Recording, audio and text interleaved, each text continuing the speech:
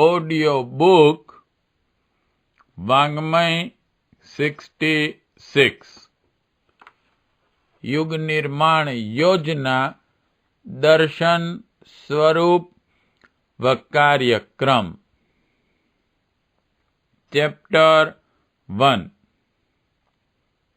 Part 16 5 अमानतें जो ईश्वरीय प्रयोजनों में ही लगाई जाएं।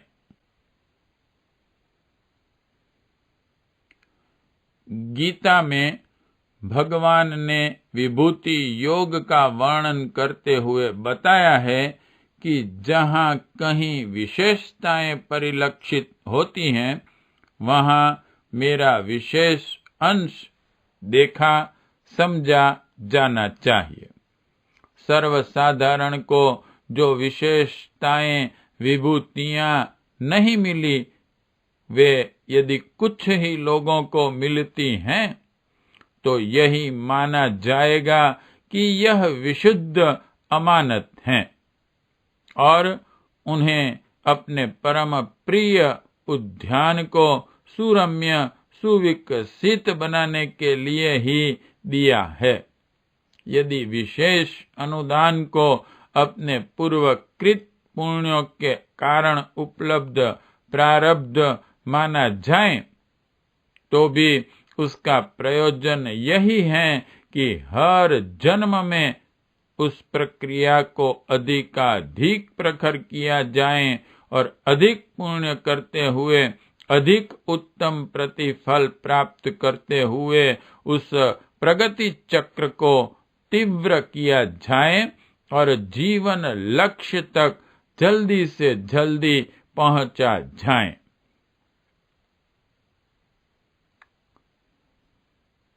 यह संदेश हर विभूतिवान व्यक्ति तक पहुंचाना युग निर्माण योजना का महत्वपूर्ण कार्यक्रम है। आग लगने पर फायर ब्रिगेड यूनिटों से अधिकाधिक तत्परता से काम करने की आशा की जाती है।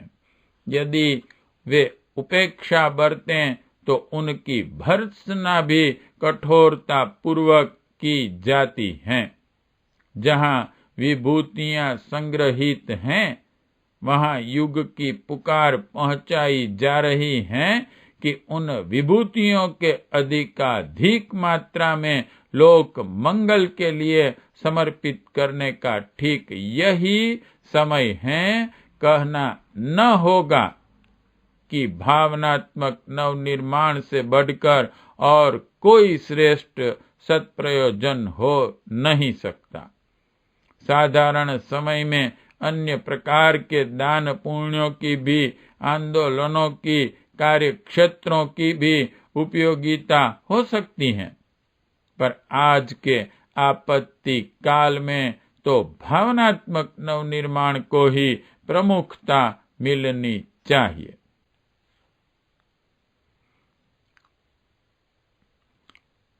ईश्वर प्रदत्त यह 5 विभूतियां हैं।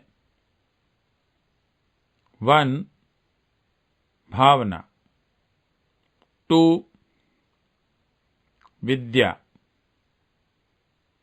3 प्रतिभा, 4 धन, 5 कला। यह जहां भी हैं, जिनके पास भी हैं, उसे अनुभव करना चाहिए कि भगवान की कुछ अतिरिक्त कलाएं, अतिरिक्त अनुकंपाएं उसे उपलब्ध हैं। इसमें उसे अपना सौभाग्य और भगवान का विशेष अनुग्रह मानना चाहिए। जो सर्वसाधारण को नहीं मिला, वह उन्हें विशेष अमानत और विशेष अनुग्रह के रूप में मिला है। उन्हें इस योग्य समझा गया है कि जो हर किसी को नहीं दिया जा सकता है, वह उन्हें विशेष रूप से दिया गया है। इस सौभाग्य को वस्तुओं के रूप में नहीं, वरन भगवान की दृष्टि में उनकी पात्रता बढ़ी चढ़ी मानी गई, यह समझकर प्रसन्न होना चाहिए। वस्तुओं का महत्व नहीं, वह तो दूसरों को भी मिली हुई हैं। सांप के माथे में मणि, सीप के पेट में मोती और भूमि के गर्भ में स्वर्ण रौप्य भरा पड़ा है। धन का स्वामित्व किसी के गौरव का चिन्ह नहीं। पुस्तकालयों में विद्या का भंडार भरा पड़ा है। प्रेस की मशीनें निरंतर ग्रंथ छापती रहती हैं। विद्या का पदार्थ के रूप में क्या महत्व! प्रतिभा सिंह व्याघ्र की देखते ही बनती है। उदात्त तो वृक्ष और बादल भी हैं। कलाओं की दृष्टियों से मोर की सारी काया चित्रकला से भरी पूरी है। उसे नाचना कितना सुंदर आता है। भौरे का गुंजन और कोयल की कुक कवियों के मन में बसी हुई है। कलाकार अपने आप में होना बड़ी बात नहीं। किसी व्यक्ति को इनमें से कुछ मिल गई तो वह अपनी संपन्नता का गर्व तो कर सकता है और उनसे सदुपयोग का लाभ भी ले सकता है, पर यदि गहराई में प्रवेश करें तो इस वस्तु संग्रह से भी बड़ा सौभाग्य उसे इस बात में प्रतीत होगा कि उसे ही भगवान ने इन विभूतियों का पात्र चुना है, जबकि असंख्य व्यक्ति इन विभूतियों से वंचित हैं, तरसते हैं। यहाँ यह भूल नहीं करनी चाहिए कि यह सुविधाएं अनायास ही मिल गईं और मैं चाहे जैसा उपयोग कर सकता हूँ। वरन यह सोचना चाहिए कि यह जो कुछ मिला है उसी तरह है जैसे किसी खजांची को धनराशि या सेनाध्यक्ष को शस्त्र भंडार मिलता है। यह उनके निजी उपयोग के लिए नहीं होता। निजी खर्च के लिए तो उन्हें निर्धारित वेतन पर ही निर्वाह करना पड़ता है। वह धन या शस्त्र तो सरकारी प्रयोजन के लिए अमानत के रूप में रखे होते हैं। खजांची तथा सेनाध्यक्ष को अपना सौभाग्य इतना ही मानना चाहिए कि जो विभूतियां हर किसी को सौंपी नहीं जाती वे उसे सौंपी गई और प्रामाणिक एवं विश्वस्त समझा गया। दूसरे लोगों की तुलना में वह अपनी संपन्नता पर गर्व कर सकता है और अपने जी में असंतोष अनुभव कर सकता है, पर उसे यह नहीं समझ लेना चाहिए कि यह विशेष विभूतियां उसे व्यक्तिगत रूप से सुखोपभोग के लिए, संग्रह संचय करने के लिए अथवा उनमें लीन अपने छोटे परिवार तक सीमित रखने के लिए मिली है। यदि ऐसा किया गया, मान लिया गया, तो समझना चाहिए यह संपन्नता अभावग्रस्त स्थिति में रहने से भी अधिक महंगी पड़ेगी। कोई खजांची सरकारी कोष को निजी काम में खर्च कर डालें तो उसे पुलिस पकड़ ले जाएगी, जलील होना पड़ेगा और कठोर कारावास का दंड सहना पड़ेगा। जो धन लिया गया था उसके बदले भारी जुर्माना होगा और साथ ही साथ सारी पूंजी उसी में जब्त कर ली जाएगी।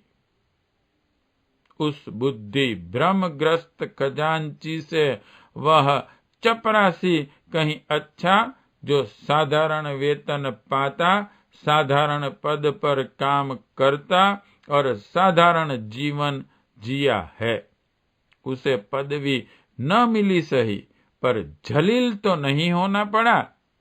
जिस सेनाध्यक्ष ने सरकारी शस्त्र भंडार को चोर बाजारी में बेच दिया अथवा उन्हें लेकर डकैतियां डाली और अपना घर भरा, उसकी दुर्गति होने वाली निश्चित है। जिन्हें संपदाएं मिलती हैं, उनके सौभाग्य के साथ दुर्भाग्य भी जुड़ा रहता है। संपत्ति अपने साथ एक मद लाती है, इसलिए उसे वारुणी की मदिरा की उपमा दी गई है। नशा पीकर मनुष्य उन्मत्त हो जाता है, होश हवास भूल जाता है। क्या करना क्या नहीं करना यह स्मरण नहीं रहता है और बेढंगी चाल चलने लगता है। ठीक यही हालत उन लोगों की होती है जो ईश्वर के अनुग्रह का कारण समझ नहीं पाते और उसके साथ जुड़े हुए उत्तरदायित्व की ओर ध्यान नहीं देते। उन्हें लगता है जो कुछ हमें मिला है वह अपनी निजी विलासिता की वृद्धि के लिए है।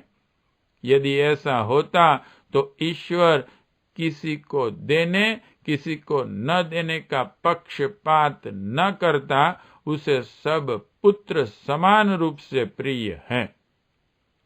जो देना होता सबको समान रूप से देता, पर यदि किसी को उसने अतिरिक्त दिया है तो उसका कारण न तो पक्षपात है न अंधेर। ईश्वर की सृष्टि में हर काम बहुत व्यवस्था पूर्वक होता है।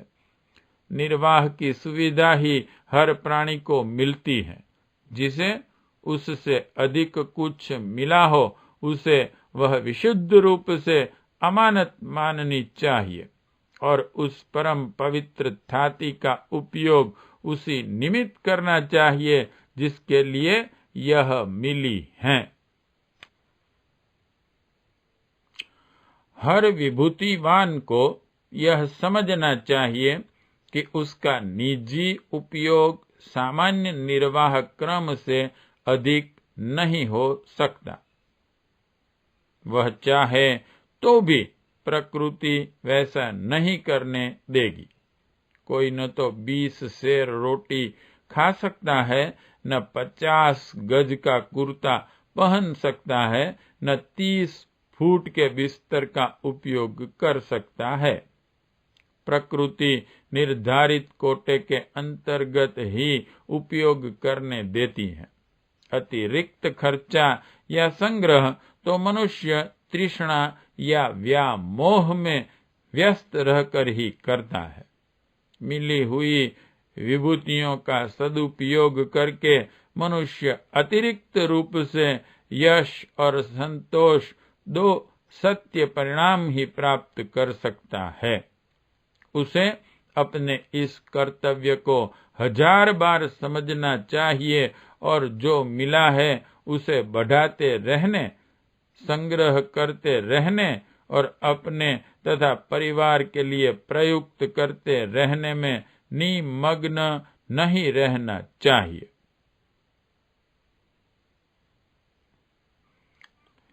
पिता की कमाई की देखभाल बड़े लड़के को इसलिए सौंपी जाती है कि वह अपने छोटे भाई बहनों के सुख दुख का ध्यान रखें और जो धन उसे सौंपा गया है उसके साथ ही जुड़े हुए छोटे भाई बहनों को लिए भी खर्च करें।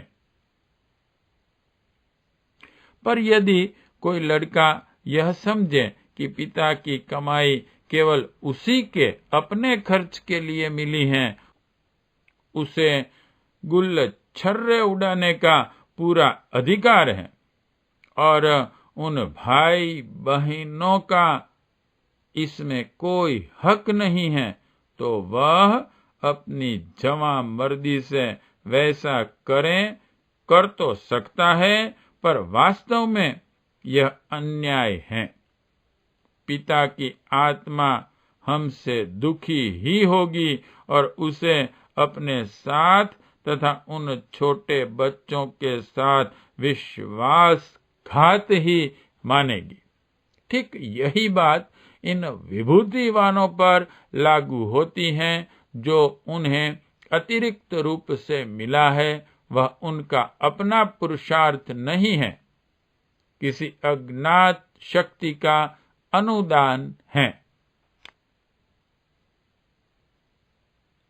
तीव्र बुद्धि अपने आप कौन पैदा कर लेगा? प्रतिभा जन्मजात आती है। स्वास्थ्य और सौंदर्य अपने हाथ में कहाँ है? मीठा और सुरीला गला अपने आप कौन बना सकता है? यदि वे विशेषताएं उपार्जित कर सकने की मूलभूत क्षमता जन्मजात रूप से मिली हुई न हो, तो कोई कितनी सफलता प्राप्त कर सकता है? यह ठीक है कि पुरुषार्थ का जीवन में महत्वपूर्ण स्थान है, पर वह इतना ही है जितना हीरे पर खराद करने का। यदि ऐसा न होता तो मुनीम बुद्धिमान और परिश्रमी होते हुए भी साधारण कर्मचारी बना रहता है, और मालिक क्यों जल्दी ही विशाल संपत्ति का स्वामी बन जाता है। निःसंदेह मनुष्य के पास जो विशेष उपलब्धियां हैं, उनका मूलभूत आधार ईश्वर प्रदत्त हैं।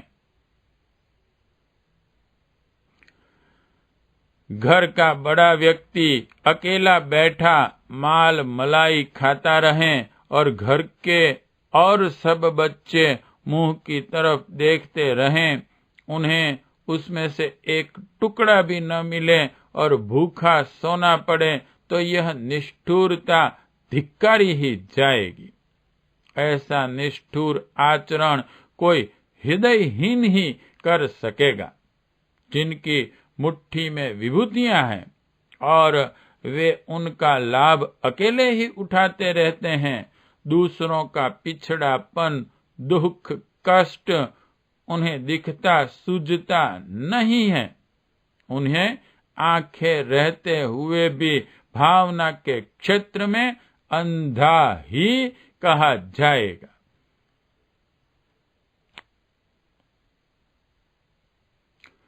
सरकारी कानून की दृष्टि से जिसने कमाया है या उसे कहीं से मिला है, वह उस संपदा को चाहे जैसे खर्च कर सकता है, अपने शौक मौज में उड़ाता रह सकता है। उस पर रोकथाम के लिए कोई बंधन नहीं है, किंतु ईश्वरीय कानून उससे भिन्न है। वे कहते हैं कि ईश्वर ने बिना मूल्य शरीर, बुद्धि, इंद्रियां, स्त्री, बच्चे तथा अनेक सुख साधन दिए हैं। उसकी उदारता को स्मरण रखा जाए और कृतज्ञता का परिचय देने के लिए उस अनंत अनुदान का एक अंश समाज की सुख शांति के लिए वापस लौटाया जाए। ईश्वरीय कानून यही है, न उसे तोड़ा जा सकता है।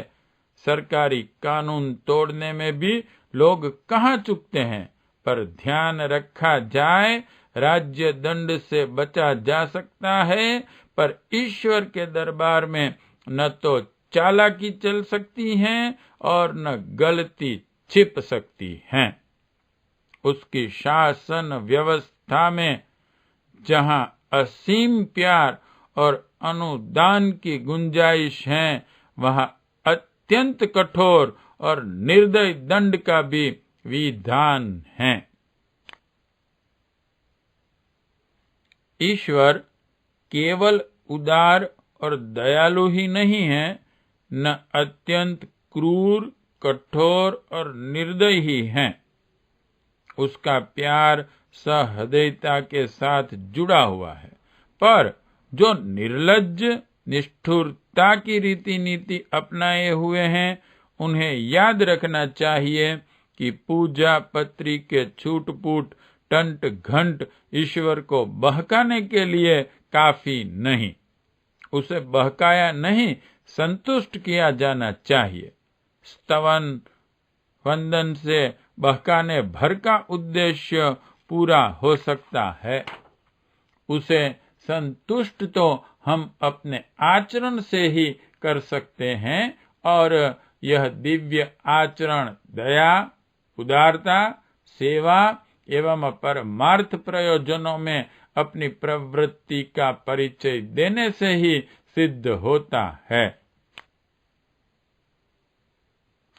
यह पांचों विभूतियां एक प्रकार से टीम द्वारा जीती गई रनिंग शील्ड की तरह हैं। जिसने पूर्व जन्मों में अपनी उदारता का परिचय दिया है, उन्हें वे उपहार के रूप में मिली हैं, पर साथ ही यह शर्त जुड़ी हुई है कि इन चल पुरस्कारों को अगले वर्ष वापस करना होगा और वे अन्य विजेताओं को दिए जाएंगे। 1 वर्ष तक उन शील्डों को संभाल कर रखना पड़ता है, उन्हें टूटने फूटने नहीं दिया जाता और अगले वर्ष ज्यों का त्यों वापस कर दिया जाता है। पिछले दिनों उदारता का परिचय देने के फल स्वरूप यह उपहार शील्ड विभूतियों के रूप में मिले हैं। वे सदा के लिए नहीं, थोड़े दिन के लिए हैं। इसलिए हैं कि पिछले बार जैसी उदारता का और भी अधिक मात्रा में और भी अधिक तत्परता पूर्वक परिचय दिया जा सके, और इस आधार पर आत्मिक महानता का विकास करते हुए ईश्वरीय अनुग्रह अनुदान और भी बड़ी मात्रा में प्राप्त किया जा सके। पर जो लोग तथ्य को भूल जाते हैं और संपत्ति के मद में मोहांध होकर उसे विलासिता, अहंता की पूर्ति के लिए उपयोग करते हैं, वे एक प्रकार से अनर्थ करने पर उतारू होते हैं।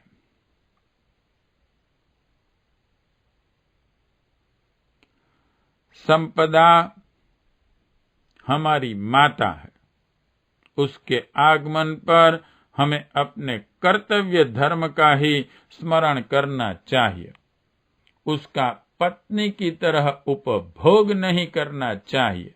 माता का दूध ही बालक पी सकता है, पिता जैसा अधिकार उसका नहीं है। संपदा ईश्वर की पत्नी है, मनुष्य की माता। माता से अपना निर्वाह मात्र किया जाए और आगे उसे अपने अन्य बच्चों को संभालने दिया जाए। अपने पास माता रहती हैं सो ठीक है, पर उस पर अपने लिए ही सीमित रहने का बंधन नहीं लगाना चाहिए। जो हमारे पास है वह हमारे उपयोग उपभोग के लिए है, यही असुर भावना है। जिनकी यह मनोवृत्ति है वे असुर हैं। देवता और असुर का अंतर आकृति से नहीं, प्रकृति से होता है। आकृति से तो लगभग सभी एक से होते हैं, पर जिनके क्रूरता के बड़े बड़े दांत हैं, जो दूसरे पीड़ितों को सहलाते नहीं, सिंग मारते हैं, स्वार्थ परता की कलंक काली मां से जिन्होंने अपना चेहरा पोत लिया है, वे असुर हैं।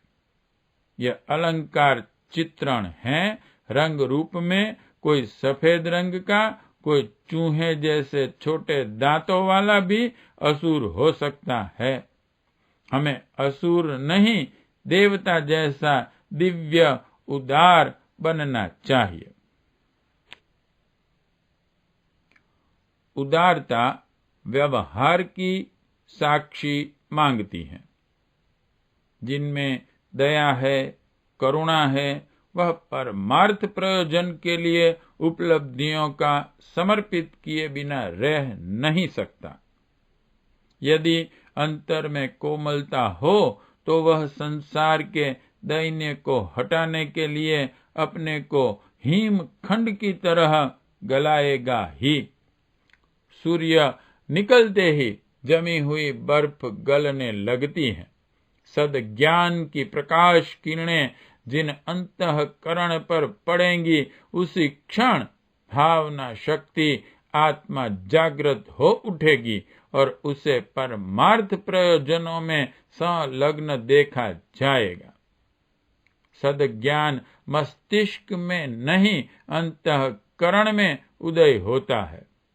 वह जब प्रकाशित होता है तो मनुष्य दीपक की तरह अपने को जलाकर दूर दूर तक प्रकाश फैलाने लगता है।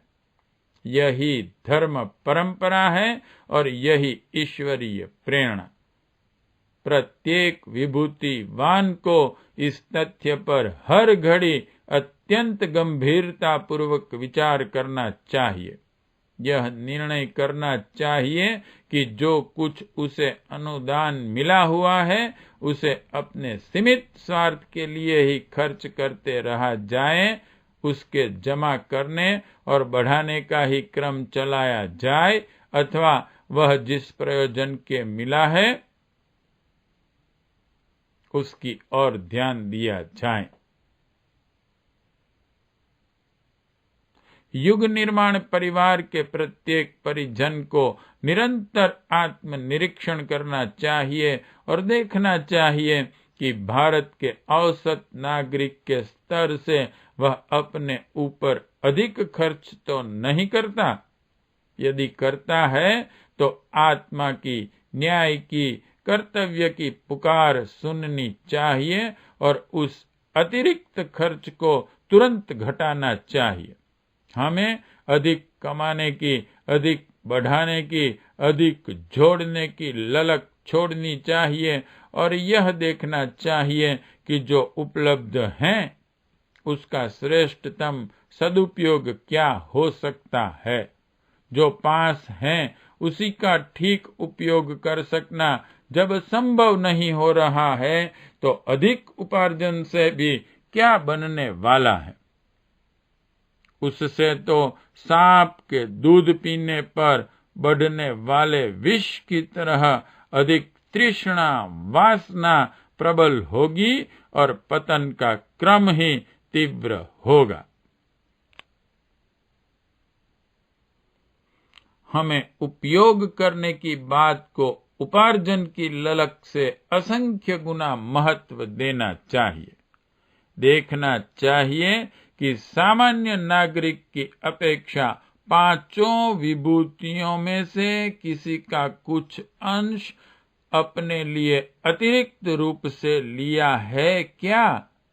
औसत भारतीय की तुलना में यदि अपने को बुद्धि, प्रतिभा, विद्या, भावना और समर्थता कुछ अधिक मात्रा में मिली हैं तो उचित यह है कि उस अतिरिक्त अंश को विश्व मानव की पवित्र धरोहर समझकर उसी के चरणों में अर्पित करने का निश्चय करें। उस निश्चय में घाटा कुछ नहीं, केवल बड़प्पन बेचकर उसके बदले में महानता खरीदी जाए। यह गधा बेचकर गाय खरीदने जैसी बुद्धिमानी भर है। ऐसा साहस करना कुछ खोना, कुछ गंवाना नहीं है, वरन चक्रवृद्धि ब्याज समेत अनेक गुना वापस करने वाले किसी प्रामाणिक बैंक में जमा करने की दूरदर्शिता दिखाना भर है।